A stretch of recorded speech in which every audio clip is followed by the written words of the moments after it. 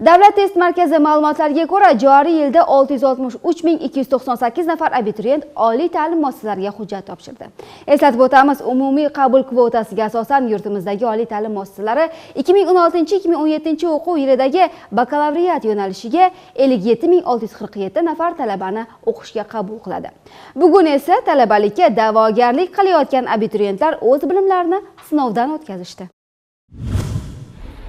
Maftuna Shavkat va Toshkent iqtisodiyot kollejini 2 yil oldin tamomlagan bo'lib, bugun u katta umidlar bilan Toshkent axborot texnologiyalari universitetida bo'lib o'tgan test sinovlarida ishtirok etdi. Men bu yil ikkinchi marta topshirishim, o'zimga ishonaman, lekin hayajon bor. Xudo xolisa o'tib ketaman degan umiddaman. Savollar unaqa qiyin emas. Men ingliz tiliga asosan tayyorlangan edim. Kutilgan savollar bor.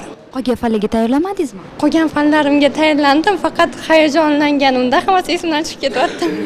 Bu kabi hayajonlarni minglab yoshlarda uchratish mumkin, chunki barcha savollarga har bir abituriyent aniqlik bilan javob berishlari talab etiladi. Axir 1385 nafar talabalardan biriga aylanish ham oson emas. Har yil topshiraman. Bu yil oxirgisi bo'ladi deb umid qilaman. O'zimga 60% ishonaman, xudo xolisa kiraman deb umid qilaman. Barcha fanlardan jiddiy tayyorgarlik qildim va umidim bor kirib ketishimga. Topshirayotgan abituriyentlarga omad tilayman. Ma'lumotlarga qaraganda, joriy yilda universitetning telekommunikatsiya texnologiyalari, axborotlashtirish va kutubxonashunoslik, pochta aloqasi texnologiyasi va maxsus sirtqi va televizion texnologiyalari kabi yo'nalishlarga jami 10.645 nafar abituriyentlar hujjat topshirishgan. Test jarayonlarini boshlashdan avval, demak, hamma o'quvchilarni yig'ib olgandan so'ng biz ularga o'sha bosqichma-bosqich bajarilishi kerak bo'lgan ishlarni birma-bir tushuntirib o'tdik. Bu yilgi abituriyentlarni ilgarigi o'sha abituriyentlar bilan solishtiradigan bo'lsak, demak, o'ziga ishongan, o'sha aynan yaxshi bilimlarni egallagan, o'ziga ishongan bolalar deb bemalol aytishimiz mumkin. Ularga omad hammasiga.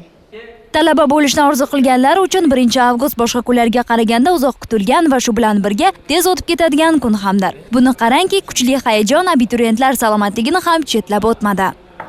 Diqqatimni imtihonga bag'ishladim, boshim og'rib, ozgina kun issiqlik qildi, hayajon bosdi. Topshirib chiqdim. O'zimga 90% ishonaman. Ko'rib turganingizdek, barcha abituriyentlar katta hayajonda. Shunga qaramasdan ular jiddiy sinovdan o'tishmoqda.